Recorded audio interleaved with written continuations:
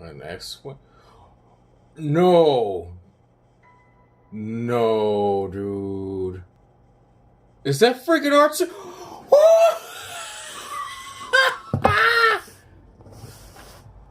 Oh my god.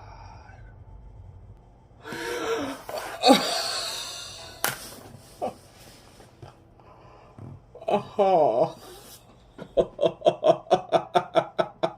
Yes. Oh, yes.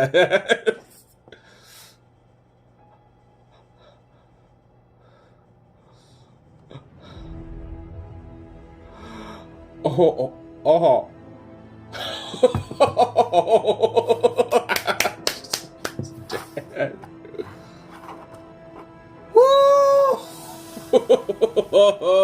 The Force is with you, young Skywalker. But you are not a Jedi yet. Oh my God. Woo! Dave Filoni, Jon Favreau, everybody there at Lucasfilm, Disney Plus. Oh my God, you guys did it. You guys did it, man. You guys did it. This was beyond what I expected, beyond belief. I knew we were going to get something special for this season 2 finale, but not this special. This redeemed a lot of things. A lot of things in Star Wars right now weren't right, for the past few years, and this just kind of restored my faith. Really restored my faith. I don't even know what to say right now, honestly. Okay, so I'll talk about the season, and then I'll talk about, this episode. The season leading up to this episode. So, this season was amazing. It started off running. It hit the ground running. And compared to last season, you set up everybody and everything, and who they are, what they want, and stuff. And this season, they did that a little bit with a lot of the newer characters that they introduced, which were newer characters from animated series or whatever. Bo-Katan, and then Ahsoka Tano coming into play was just dumbfoundingly amazing. I still can't even believe that happened. And then the redemption of Boba Fett. Boba Fett, it's 40 years of conjecture about, how he's just a lame character and all this. It's no, put that to rest. Boba is king. Boba is number one. Boba didn't get the name for the most notorious bounty hunter or the best bounty hunter in the galaxy for no reason. And he's continued to show that. Every episode starting with Bo-Katan, I felt kept getting better and better. It's that episode with Bo-Katan and the Night Owls. I'm this is so good. And then the next episode after that, where you see, Cara Dune and Greef Karga, that, up the stakes, and that was even better. And then after that, you have the episode with the Jedi, with quote unquote Jedi, Ahsoka Tano, and that just shows you where they were willing to go with this show. I did not think we were going to get Ahsoka Tano in live action, especially to that degree. And they really went there. And then the next episode after that, the tragedy with Boba Fett, showing Boba Fett coming back and claiming his armor. And then it's just okay, you're already right here, and then you guys just went up to here, and I don't even know what to say. Then Boba Fett, the next episode after that with Mayfield and everybody, repaying, it just kept getting better and better. And the funny thing is, technically, people would say that was a filler episode, but it was so good. There was so much stuff happening. Character development and character arcs were so good, you didn't even care. Nobody cared about that. And now we get to the season finale. The rescue. I'm going to talk about the episode, and then I'm going to go into spoilers. and then I'm gonna have a later video, probably a little later, about going into detail my breakdown. But okay, non-spoilers first. This was the culmination of this whole season. You know, a lot of characters were introduced for reasons, and you saw that. You got to see it all play out like how you thought it would. And the rescue, honestly, when I first, before I heard the title of this episode, I was thinking that it was kind of an Empire Strikes Back type situation where season 1 ended on a high note. You know, the bad guys lost, like Moff Gideon crashed, and Din Djarin and Baby Yoda, now Grogu, left in search of the Jedi. Navarro's free from the Empire, so we thought, I was right. And then I was thinking it was gonna go to that George Lucas, storytelling where you set up the characters in a high note, and then you put them in the first act, and then the second act you put them at the lowest point they can possibly get to, a la Empire Strikes Back, and then in a third act, which would have been season 3, the next season, then you get them out of that, Return of the Jedi. So I was thinking it was gonna play out something like that, but it didn't. It really didn't. And I honestly don't know what they have set up for season 3. Like, I've heard rumors and I've heard behind the scenes things, but at this point, I really don't know. Speculation, theories are welcome, and I'll be having some myself later on. I'm just trying to process what I just saw, man. I haven't felt this level of realness in Star Wars in years. And being truly, truly honest, I haven't felt like this. I haven't felt this feeling since Rogue One: A Star Wars Story. And that movie was true Star Wars. Like, say what you will about the sequels, I like parts of them, and then there's a lot of other stuff I didn't like, but that wasn't my Star Wars. This was my Star Wars. I haven't felt like this since Rogue One, and especially that Vader scene in the hallway scene. I have not felt like that in a while. And it's funny because it was like the 4-year anniversary of Rogue One, a couple days ago. So it's odd enough we got this, but this episode left on a super high note, and I was just speechless. And then on that super high note, it just kept going, in a sense. I don't know what else I could say without going to spoilers. Alright, so talk about my thoughts of the episode. I'd probably say this is my top pick. This is my top episode, my favorite episode in this season. Actually, no, this series, whatever. And then after that, it's probably tied with the Jedi episode with Ahsoka, and then the tragedy with Boba Fett and Fennec Shand. But anyway, so spoiler talk. If you have not watched the season finale of The Mandalorian season 2, go watch it and then come back. So spoiler warning right here, right now. Spoilers. They went there with this show. So Boba Fett coming back and being a part of the team was amazing. It's so cool seeing Boba Fett and the Mando, Din Djarin, just walk into a bar, spurs jingling on their boots. It was like, it's so cool just to see those two team up, and then go get like Bo-Katan and the other Mandos. I was wondering what happened to the dude, but whatever. So cool. This episode's so cool. And then, they're stealing like a shuttle with Boba Fett.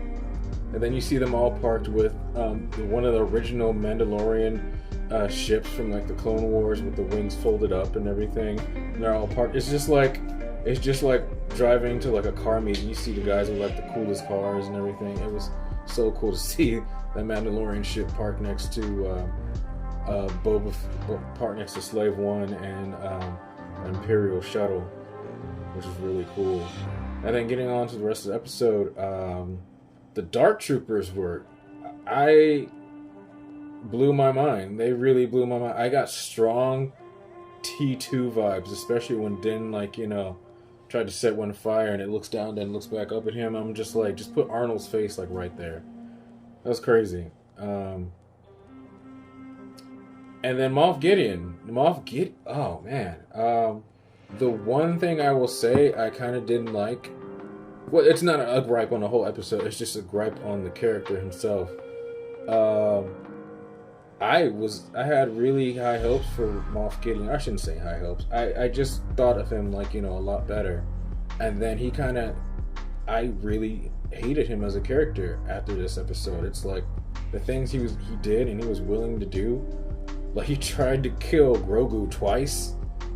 I wouldn't say he tried to twice, but he had the Darksaber like over Grogu's head, and it's just like he's willing to go there for what he really believes in, and I didn't think his character was going to be like that. And then we got a pretty cool lightsaber / Beskar spear fight, which we all knew was coming. But he looked really cool. He looked really, really cool wielding the Darksaber against Din. And then after that, when everybody's locked into the bridge. I'm gonna take a line out of The Boys season 2. Women get it done, or what is it? Girls get it done. Like, Fennec Shan, Cara Dune, Bo-Katan, and I don't know. I keep forgetting that girl's name. The other one. That was like an elite team. I love seeing them in action, just going down the corridors, handling business.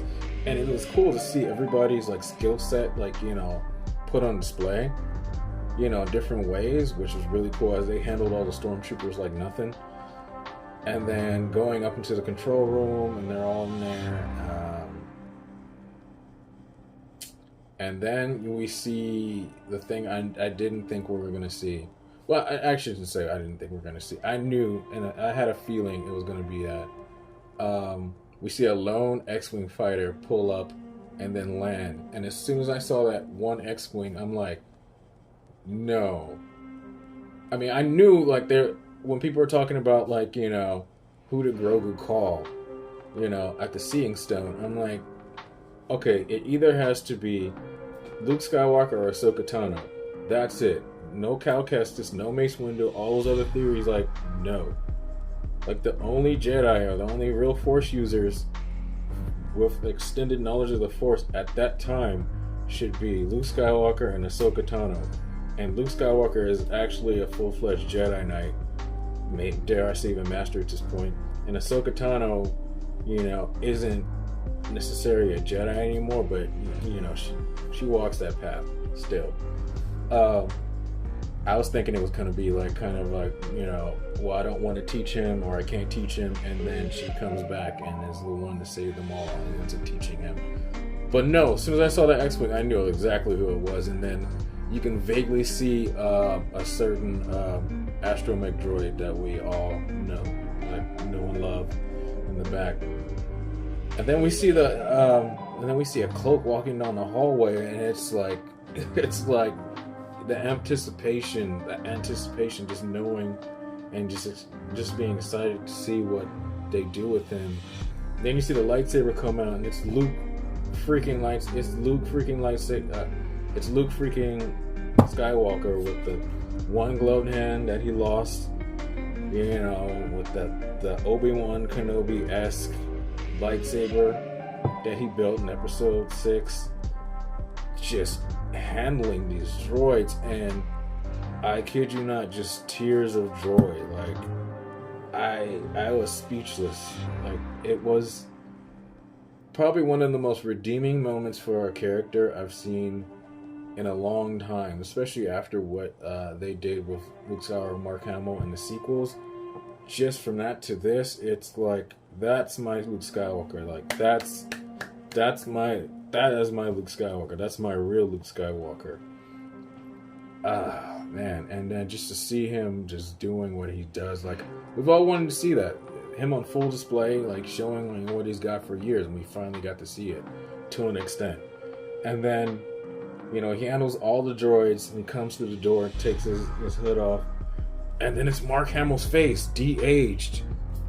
And yeah, the animation, the CGI wasn't perfect, but still, it was him.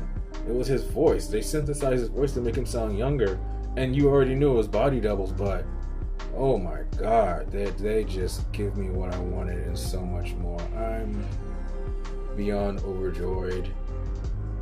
And then freaking R2-D2 comes in. Like, it's like I'm just so satisfied and happy as a Star Wars fan right now. Like I never thought I would get this, 30 plus years later after these movies. I first saw Empire Strikes Back and Return of the Jedi. I grew up watching those as a toddler, and then I saw A New Hope when I was like 6 or 7. So I've had these movies in my life for this long, and I never thought I was gonna see Luke Skywalker, like my childhood hero Luke Skywalker, come back in full display like that. I never would have thought in a million years.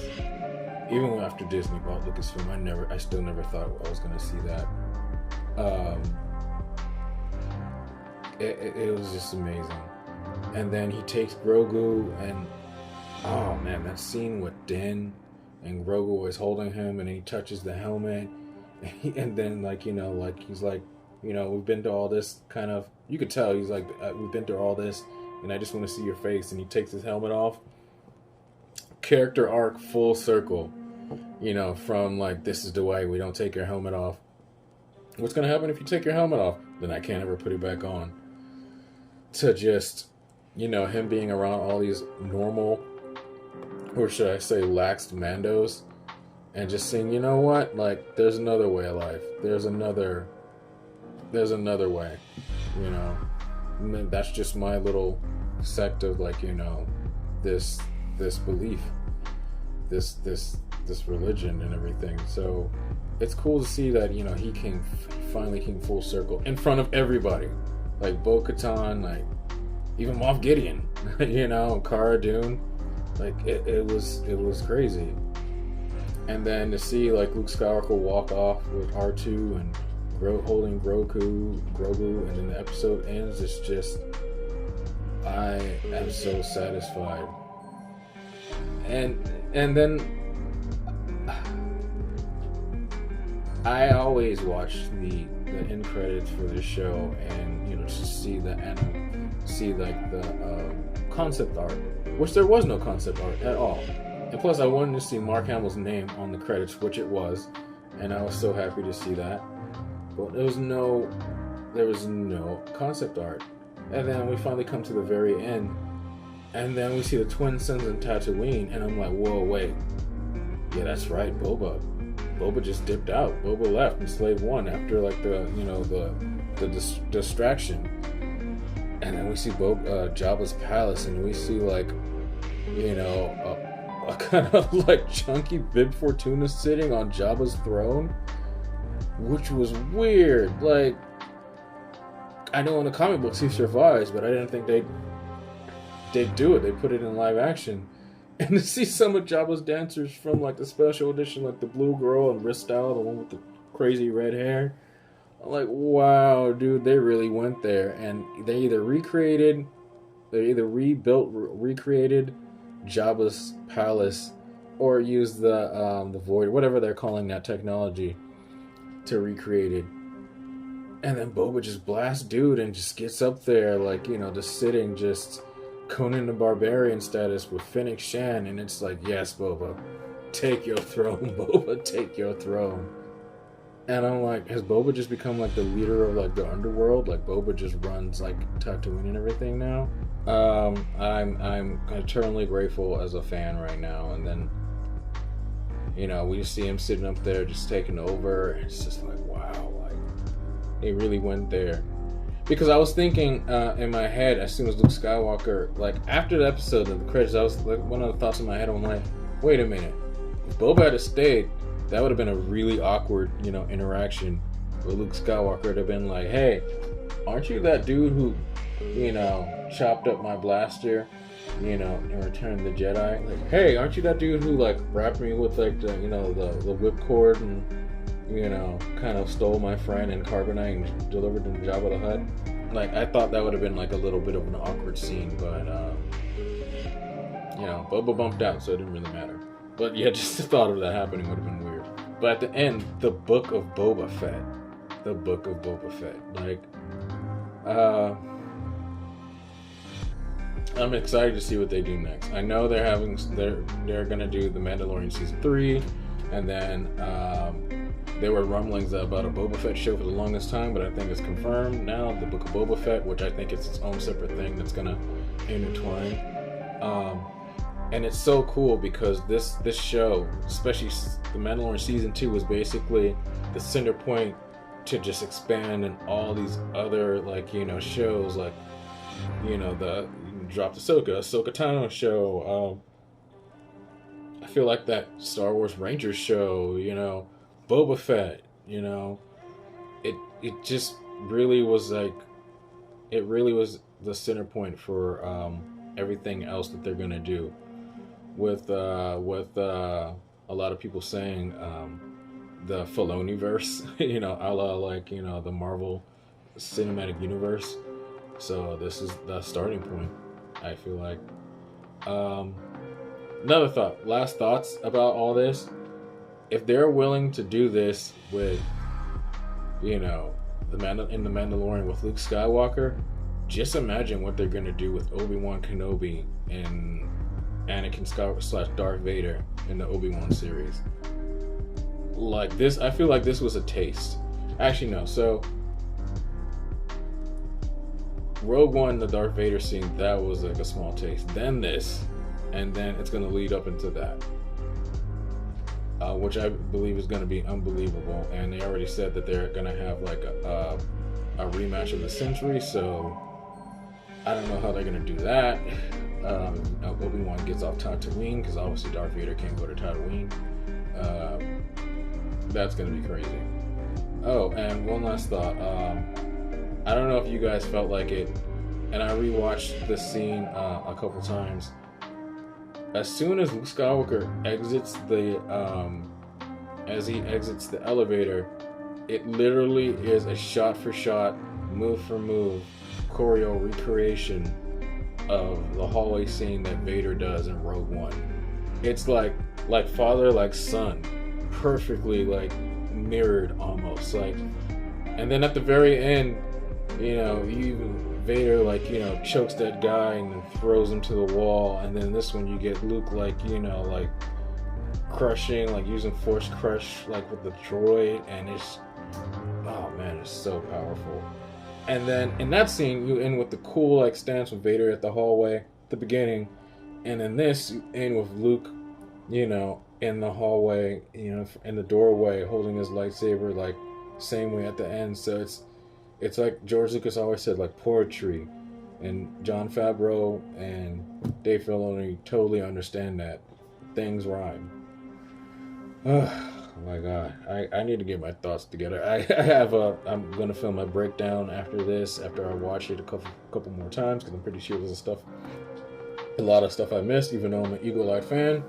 But yeah, anyway, this has been my thoughts, my reaction, my first thoughts to the Mandalorian Season 2 finale, The Rescue.